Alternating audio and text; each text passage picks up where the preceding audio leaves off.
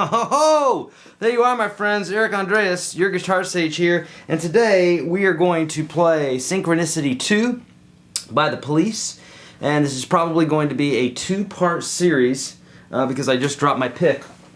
No, actually, it's going to be a two-part series because there's a lot to this song. So much so that I haven't showered, and that's why I'm wearing this hat and this Clash t-shirt, and I haven't had time to put on a tie. So, but I'm sure you're fine with that. This is rock and roll, so let's have fun with this. There's a lot of different parts to this, and you're gonna have a super bunch of fun playing this. One of my favorite Police tunes. So we're gonna talk about tone, and then we're gonna talk about the first parts of the song, and then, well, in a second part of this, a part 2, then we're gonna talk about more of that. Boy, oh boy, my forearm is hurting today because I played a lot of racquetball, and now I'm playing this tune, and I can feel it. So there you go. All right, so I'm using a Strat today. When you see Andy play this live, a lot of times he's using a Telecaster, and it sounds really nice with that as well. You just preferably want to have a single coil pickup, and I'm using this in the bridge position, and I'm using this nice Fender Blues Junior that was modded by my buddy Greg Ellis. A lot of different mods done to it, but you could use just a standard Blues Junior or just some sort of tube amp. I think Andy was probably using a Marshall in this, but that's just kind of my guess. And then as far as tone, so I'm running this pretty clean. I've got some reverb on it, and you can hear I've got just a little bit of delay in there, and a little bit of chorus, because that's how Andy Summers rolls. He rolls with a little bit of chorus, a little bit of reverb, a little bit of delay, and a little bit of distortion. And for distortion, I'm using an OCD, full tone OCD. So there you go. So, but you know, anything will do. If you get the basic tone down, it's not a very complicated tone to get down. And really, there's 2 tones in this tune. There's this one, this main tune, and then, or this main tone, and then when he goes into the, I believe he's using a different guitar. It sounds, I don't know, there's something different about it. He's using a different guitar. He's definitely using some different tone, different amps or something for that part, for that overdub. So what I'm doing is I'm just hanging back a little bit for that part so it's not as distorted. It's definitely cleaner when you're listening to the track, okay? All right, so let's talk about this. I think we got everything else covered. It's in standard tuning. Nothing fancy about it. So let's take lick 1, which is this thing in the beginning where he goes...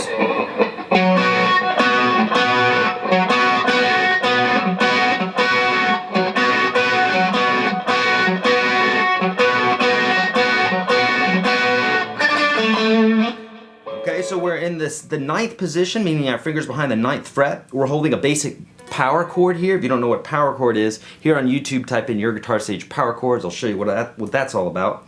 And here we're playing the 4 inner strings, so we're not playing 1 or 6. And you're gonna act like you're holding a power chord right there, except you're gonna take your first finger and you're gonna bar strings 4 and 5 because you're gonna play that low F. This is a B power chord and a F sharp in the bass. That's what Sting's playing on the bass. It's also what Andy's playing in his bass note. Okay, so we got that chord there, and he's doing this pull off from the pinky to the 2nd finger. Okay, takes a little getting used to, but basically, if you wanted to do it without the bass note, it would just look like this. But he's playing this bass note and he's going.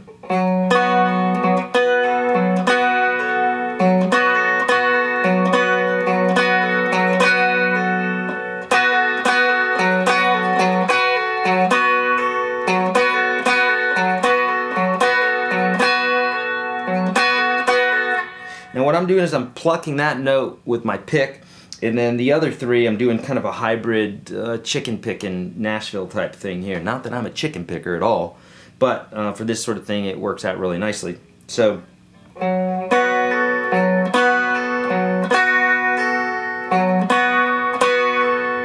for the last one you don't hit the bass note, but all the other ones you do, okay? And then at the 7th fret, the 2 middle strings, you go, and we're gonna be doing that a lot and hanging around in this position as well. Okay, so now we're into the verse, and we have an open A and and the A at the 7th fret of the D string again, and then a C sharp here on the A string, and then that high A again. So it's going to go. Sometimes he gives it a little vibrato. Sometimes he comes up with a whammy bar. That's why I believe he's using a Strat instead of a Tele. So he's got.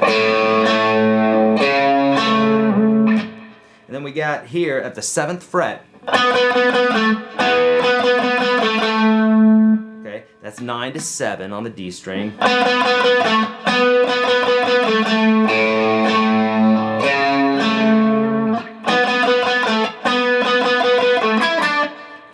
Now there, that 9 to 7, I didn't hear this the first few years that I listened to the song, but now as I was listening to it carefully, I can hear him doing this little overdub part.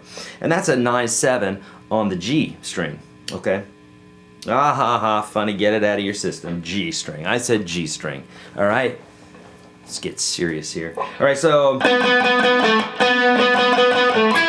right? And then we got the verse there. So really that's the whole verse, okay? Then we have this third part, we'll call it, and it's the part that goes like this.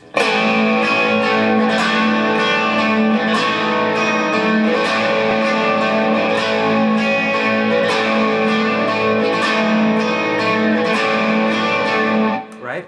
And so that's basically an A major chord, one of what I call the 9 essential chords that every guitar player should know. If you don't know what that is, here you could type in the search engine, you could type in YourGuitarSage 9 or 9 essential chords, YourGuitarSage 9 essential chords, and I'll show you what the 9 chords you have to know are.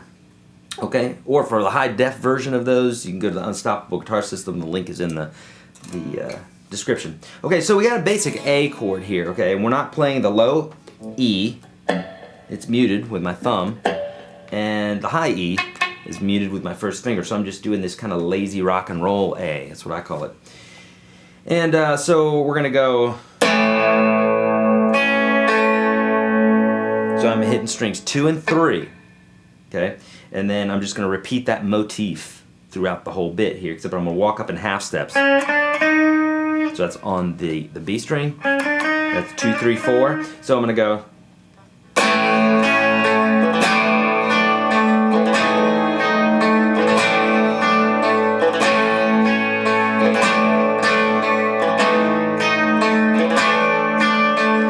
Okay, now that's what I'm hearing, and when I watch Andy do this live, he'll go.